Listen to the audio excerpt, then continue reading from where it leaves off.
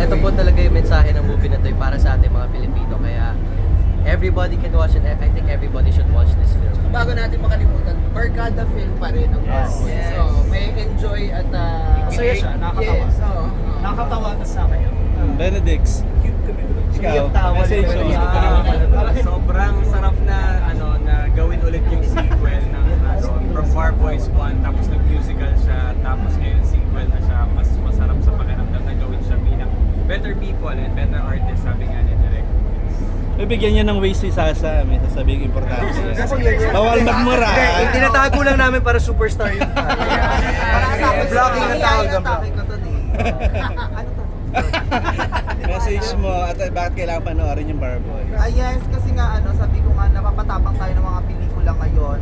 Maganda ang ang era ngayon ng pelikula dahil matatapang ng mga storya natin.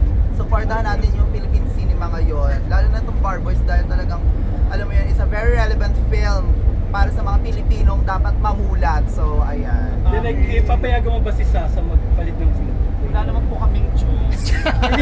Lilipat ka ba, Sasa? Lilipat ako How dare you? Guys, Sorry na. pagpapress lang, Okay lang naman. Nasa iwan mo kami. Ganun talaga ang show. lang pala tayo. Hindi, pero okay na naman po kasi ilang araw na lang naman, pwede ko na siyang i-vlog at yan. So sa half ng parade, Ashley, ganun din. Sasahap ka ng parade.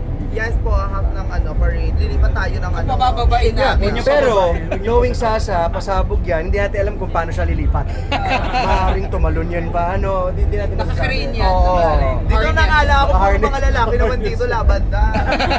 Glyza, hello. Your message. Yes! Katulad ng sinabi ni Sasa Girl. Lilipat ka rin upload. Ay, hindi ako lilipat ang food, pero ang kailangan po natin to ngayon, syempre entertainment is a platform pa rin to send a message. And yung message na maglalast sa mga pusong isipan natin. Rocco. Yeah, Rocco. Yo! Huwag mo lang, Yes, sorry. Your message and bakit kailangan panoorin yung Bar Boys? Para ito ang kaabang-abang na film sa mga law students, sa mga nagtatrabaho. And to cap of the year, doon tayo sa feel good na movie.